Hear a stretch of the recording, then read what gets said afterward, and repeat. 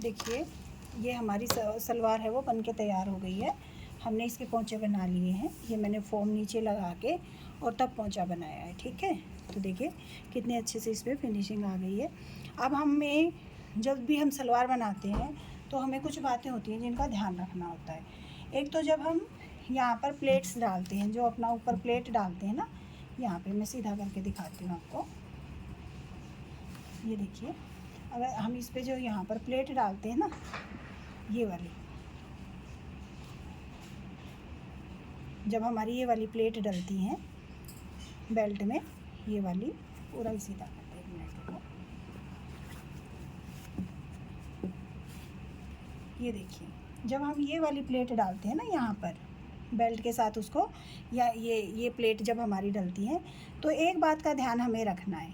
ठीक है, अगर हम थोड़ा सा पतले हैं, हिप साइज़ कम है, तो यहाँ पर हम 1 इंच भी रख सकते हैं। और अगर हम थोड़े से मोटे हैं तो हमें यहाँ पर हिप साइज़ जो है वो हिप साइज़ के अकॉर्डिंग यहाँ पर 1.5 या 2 इंच के करीब पहले रखना है। उसके बाद हमें प्लेटें डालना शुरू करना है।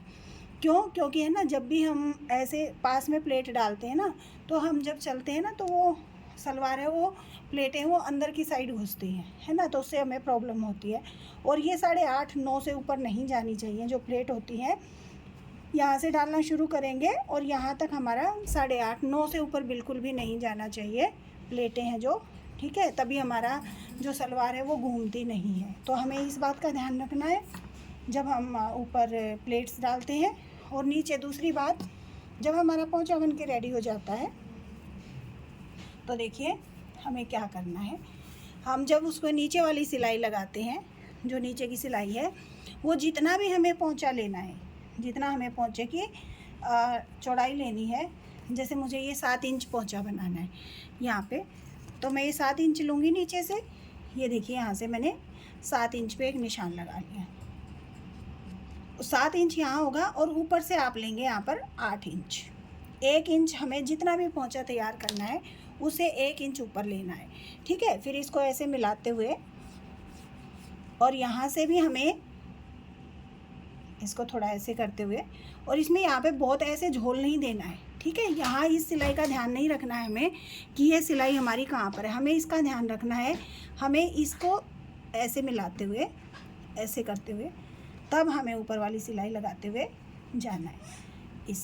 इससे क्या होता है, जो यहाँ पे हमारा पोंचे के साइड में कपड़ा इकट्ठा हो जाता है, वो बहुत ही अजीब सा लगता है, अच्छा नहीं लगता है, तो वो इसीलिए होता है। तो जितना भी पोंचा आप रेडी रखें, जितना भी पोंचा आपको तैयार रखना है, ऊपर उससे 1 इंच ज़्यादा लें और उस 1 इंच के अकॉर्डिंग आप उसको मिलाते हुए चलें। ठीक है, एक इस बात का ध्यान रखना है हमें सलवार बनाते हुए। और तीसरी बात है, जो हमारा ये जॉइंट होता है, तख्ता और कली जहाँ पर जुड़ते हैं, तो यहाँ पर जो ये जॉइंट है, ये दोनों आपस में मिलने चाहिए। ये दोनों पहले आपस में मिलाओ, और अगर इधर से हमारा कपड़ा आगे पीछे होता है तो उसको कट कर दो, लेकिन इसको मिलाकर रखना है। जो कली है और जो तख्ता का जो जॉइंट है, वो हमें दोनों को आपस में मिलाना है। उसके बाद अगर ये आगे पीछे होता है, देखो मेरा यहाँ से थोड़ा सा इधर आ गया है, तो मैं इसको कट कर दूँगी, लेकिन इसको सेट करने के लिए इसको ऐसे नहीं करूँगी। अगर मैं ऐसे करूँगी तो जो हमारी बीच वाली सिलाई होती है वो सही नहीं आती। ठीक है, तो हमें इस बात का भी ध्यान रखना है कि हमें जब भी हम सलवार की स्टिचिंग करते हैं। ठीक है, मैं इसकी स्टिचिंग करके एक बार आपको दिखाती हूँ कि स्टिचिंग के बाद यहाँ से कैसे आता है। ये देखिए, हमारा जो नीचे की सिलाई है वो लगकर कंप्लीट हो गई है। तो देखिए, यहाँ से एकदम सीधा आ गया है। ये देखो, यहाँ पे कोई झोल नहीं आएगी। ठीक है, यहाँ पर देखो कोई झोल नहीं है दोनों में, ये देखिए।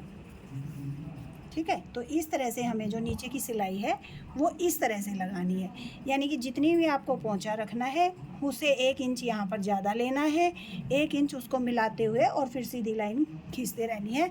और दूसरी बात, जो ये हमारी सिलाई है, जिसको हम जो हमारा तख्ता और कलियाँ जॉइंट होते हैं, जोड़ते हैं हम उसको, वहाँ से हमें उसको एक साथ करना है। ठीक है, सिर्फ इन 2-3 बातों का ध्यान रखना है, जिससे हमारी सलवार एकदम परफेक्ट बनेगी और ना ही वो अंदर की साइड जाएगी और ना ही घूमेगी, ना ही घूमने की प्रॉब्लम आएगी, इधर उधर पोंचा घूमता रहता है तो वो प्रॉब्लम भी नहीं आएगी। तो इन बातों का ध्यान रखते हुए हमें अपनी सलवार की स्टिचिंग करनी है। ये वाली जो चुन्नटें डालनी है वो 1.5 इंच कपड़ा छोड़ने के बाद ही डालनी है, उससे हमारी सलवार अंदर की साइड नहीं घुसेगी। ठीक है, ऊपर आप देख सकते हो अपने अकॉर्डिंग, अगर आपको नाड़ा डालना है या रबर डालनी है वो आप अपने अकॉर्डिंग कर सकते हो, लेकिन नीचे से वो सब प्रॉब्लम नहीं आएगी अगर आप इस तरह से अपनी सलवार की स्टिचिंग करेंगे। उम्मीद करती हूँ आपको वीडियो पसंद आई होगी, तो आप भी इस तरह से अपनी सलवार बनाइए और पहनिए। धन्यवाद, धन्यवाद सभी को।